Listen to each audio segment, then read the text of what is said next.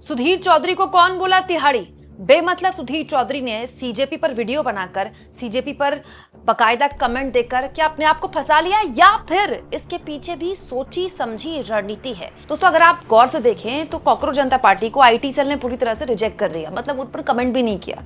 और धर्मेंद्र प्रधान ने तो खैर आतंकवादियों की बीटी भी करार दिया। लेकिन अचानक से 2 दिन से मैं देख रही हूँ, जब से सोनम वांगचुक की तबीयत लगातार बिगड़ रही है और इंटरनेशनल मीडिया भी उनको कवर कर रही है, तब से अचानक आईटी सेल सक्रिय हो गया है। सोनम की पुरानी वीडियोस निकाली जा रही है, खंगाली जा रही है और बताया जा रहा है कि तो चीनी एजेंट हैं, फलाना है, ढिमकाना है, ये करते हैं, वो करते हैं। इस बीच सुधीर चौधरी सीन में आ गए। वो सुधीर चौधरी जो अब तक, मतलब आज अनशन का 18वां दिन है, लेकिन बिल्कुल गायब थे। अचानक से उन्होंने सोनम वांगचुक से कह दिया अनशन तो वो खत्म कर सकते हैं और एक ही आदमी है जो उनका अनशन खत्म करवा सकता है। बस सुधीर चौधरी ने ये बोला और कैसे उसके बाद उनको तिहाड़ी बोलने वालों की झड़ी लग गई, ये मैं बताती हूँ आपको। हुआ क्या, सुधीर चौधरी ने देखिए ये पोस्ट लिखा है, कोई भी नहीं चाहता कि सोनम वांगचुक की मौत हो जाए, वो मर जाए। एक ही आदमी है जो सोनम वांगचुक को बचा सकता है, उसका नाम है अभिजीत दीपके। उनको कन्विंस कर सकता है कि वो अनशन तोड़ दें और उनको हॉस्पिटल ले जा सकता है। अगर अभिजीत वाकई में पॉइंट रखना चाहते हैं तो वो सोनम वांगचुक को जाने दें और खुद अनशन रखें। Don't turn an old man's life into a political campaign. Sudhir Chaudhary कह रहे हैं अभिजीत दीपके से कि अपना राजनीतिक अभियान के लिए आप एक बेचारे बूढ़े बुजुर्ग इंसान के साथ, मतलब उसकी जिंदगी के साथ मत खेलिए। अजीब बात देखिए दोस्तों, ये वही सुधीर चौधरी हैं जो एक वक्त में एक न्यूज चैनल के संपादक रह चुके हैं। जब अन्ना आंदोलन हुआ था तब किसी ने नहीं बोला कि अरविंद केजरीवाल ही एक लौते आदमी हैं जो अन्ना का अनशन खत्म करवा सकते हैं। अन्ना का अनशन खत्म करवाकर अरविंद केजरीवाल अनशन पर बैठ जाएं, तब किसी ने नहीं बोला। लेकिन अब सुधीर चौधरी बड़ी होशियारी से इस सब के लिए सोनम वांगचुक को तो बहुत अच्छा बता रहे हैं कि अरे बेचारे ये तो बूढ़े आदमी हैं, देखिए इनकी लाइफ के साथ खिलवाड़ किया जा रहा है। क्यों? क्योंकि उनके साथ सिंपैथी है। लेकिन अगर कोई जिम्मेदार है सोनम की तबीयत के लिए, आगे भी अगर कोई जिम्मेदार होगा तो कौन? अभिजीत, क्योंकि इनके हॉस्पिटल नहीं ले जा रहे, इनको अनशन नहीं खत्म करवा रहे। दोस्तों, इसके जवाब में अभिजीत दीपके ने सुधीर चौधरी से कहा है, हर कोई, not everyone can be control the way the government controls you. हर कोई कंट्रोल नहीं होता वैसे जैसे सरकार आपको कंट्रोल करती है। तिहाड़ी जी, अभिजीत दीपके ने सुधीर चौधरी को तिहाड़ी जी बोला है। अब दोस्तों, सुधीर चौधरी के साथ न जाने ये तिहाड़ी होने वाला जो तमगा है कब तक लगा रहेगा। जब देखो कोई भी उनको तिहाड़ी जी बोल देता है, तिहाड़ी चौधरी बोल देता है, तिहाड़ी बोल देता है। अच्छा, याद होगा कुछ साल पहले बकायदा स्मृति ईरानी जब मंत्री हुआ करती थी, जब वो हारी नहीं थी चुनाव पिछली बार जब वो लोकसभा में थी, तब उन्होंने एक इंटरव्यू में सुधीर चौधरी को तिहाड़ी बोल दिया। मतलब तिहाड़ी तो नहीं बोला, मतलब ये बोल दिया कि कोई आपको तिहाड़ वाले दिन याद कराए। तो सुधीर चौधरी का चेहरा बड़ा मायूस हो गया था। तब वो दूसरे न्यूज चैनल के साथ थे, आज वो दूसरे न्यूज चैनल के साथ है। लेकिन ये मुझे बड़ा बुरा लगता है, सुधीर चौधरी को बात बात में उनका तिहाड़ी होना याद दिलाया जाता है। लेकिन पॉइंट ये नहीं है, पॉइंट ये है दोस्तों कि बड़ी होशियारी से कैसे सोनम वांगचुक की बिगड़ती तबीयत के लिए किसी और को जिम्मेदार ठहराया जाता है। ठीक वैसे ही जैसे कि अगर कोई पुल गिर जाए गुजरात में या किसी डबल इंजन में, तो उसके लिए लोगों को जिम्मेदार ठहराया जाता है कि ये चढ़े क्यों।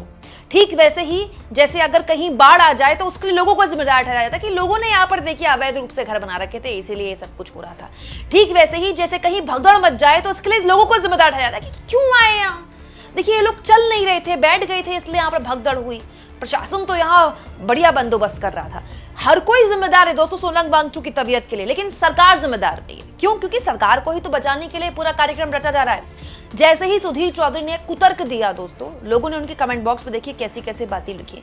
सीजेपी के प्रवक्ता आशुतोष रंका लिखते हैं, कुछ लोगों की आत्माएं जो होती हैं वो नीलामी के लिए होती हैं। सुधीर चौधरी को इस नीलामी में सबसे बड़ा इनाम मिला था, सबसे ज्यादा, मतलब जो नीलामी हुई थी उनकी आत्मा की हुई थी। सुधीर चौधरी प्रोपेगेंडा मैसेज जिसने आपको भेजा, क्या दीपके की स्पेलिंग भी गलत भेजी? मतलब ये बोला जा रहा है कि दीपके की स्पेलिंग इसमें गलत है। रजत कुमार नाम के यूजर सुधीर चौधरी के ही इस कमेंट में लिखते हैं, वारे चाटुकार सुधीर चौधरी, वाह अभिजीत दीपके को ज्ञान देने से पहले एक बार अपने आका से ही गिड़गिड़ा लेते कि आप ही चले जाएं वहां और उनकी मांगों को पूरा करवाएं। लेकिन नहीं, वो लोग अच्छे लग रहे हैं ना, और अभिजीत दीपके धरने पर बैठे और उनकी हालत बिगड़ जाए तो वो सही रहेगा। आप चाहेंगे कि अभिजीत भाई की मौत हो जाए। अक्षय लिखते हैं, अभिजीत दीप के सोनम वांगचू को कंट्रोल नहीं करते हैं जैसे मोदी सुधीर चौधरी को कंट्रोल करते हैं। अपनी तरह सबको मत समझिए। ओजस चौधरी ने तो बड़ा दिलचस्प ट्वीट लिखा है। वो कहते हैं, दुनिया के सारे चौधरियों की तरफ से मैं इस जोकर के लिए सॉरी बोलता हूं और मैं ये भरोसा देता हूं सबको कि he is the only Chaudhary we want to expel from our community. वो इकलौता चौधरी है जिसके लिए हम चाहेंगे कि हमारी कम्युनिटी से इसको निकाल दो। ये बात एक कॉमन चौधरी कह रहा है क्योंकि ये खुद भी चौधरी है।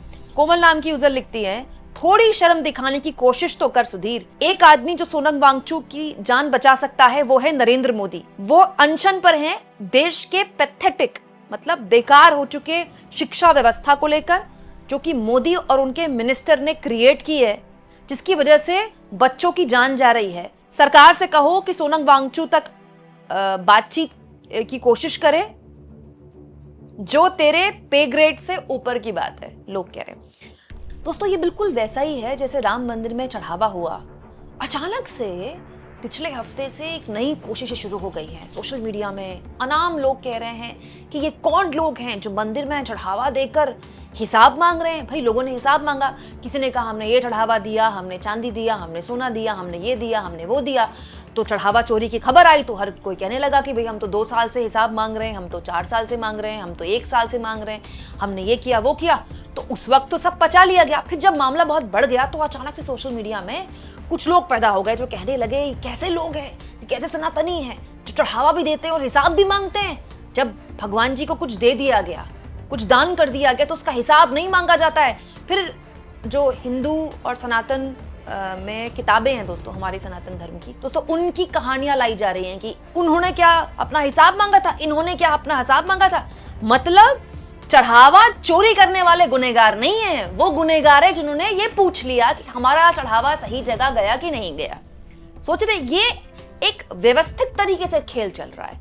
हर जगह ये खेल चलता है, हर जगह जहां भी सरकार जिम्मेदार होती है, जहां भी सरकार को पकड़ा जा सकता है, सरकार को मतलब एक तरह से उस पर नकेल कसने की बारी आती है, वहां अचानक से ये लोग अवतरित हो जाते हैं। अभी तक ये लोग चुप थे, क्यों? क्योंकि किसी को क्या फर्क पड़ रहा है, हो रहा है अनशन कहीं, हो रहा है प्रदर्शन कहीं। लेकिन अब चिंता किस बात की है कि सोनम की तबीयत खराब हो रही है। आज 18वां दिन है, लगातार तबीयत खराब हो रही है, जोड़ों में दर्द बढ़ गया है। और अगर कुछ हुआ, भगवान न करे, तो फिर किसके लिए, किसके कंधे पर आएगा सारा जिम्मेदारी? सरकार के कंधे पर आएगी। ये बिल्कुल वैसा ही है दोस्तों, जब किसान आंदोलन में जान गई थी किसानों की, तो क्या बोला गया था, याद है ना, कि भाई खुद ही आंदोलन कर रहे थे। किसने कहा था आंदोलन करने के लिए? उस वक्त किसानों के लिए क्या क्या बोला गया। आज पहले आपके मंत्री ने उनको आतंकवादियों की बीटीएम बोल दिया, फिर प्रोपोगेंडा बोल दिया, फिर विदेशी ताकतों के हाथ में खेलने वाला बोल दिया, फिर कुछ भी बोल दिया। क्यों? क्योंकि ये बोला कैसे जाए कि भाई सोनम वांगचू को अगर कुछ हो गया तो इसके लिए कौन जिम्मेदार होगा। दोस्तों, इस्तीफा तो बहुत दूर की बात है, सरकार ने तो अब तक रीच आउट तक नहीं किया, सरकार ने बातचीत की पहल तक नहीं की है। आपको क्या लगता है दोस्तों, सुधीर चौधरी ये जो बोल रहे हैं, वो बोल रहे हैं, उनसे बुलवाया जा रहा है? और अभिजीत दीप ने उनको जो तिहाड़ी जी बोला है, क्या ठीक बोला है? कमेंट बॉक्स में लिख के बताइएगा।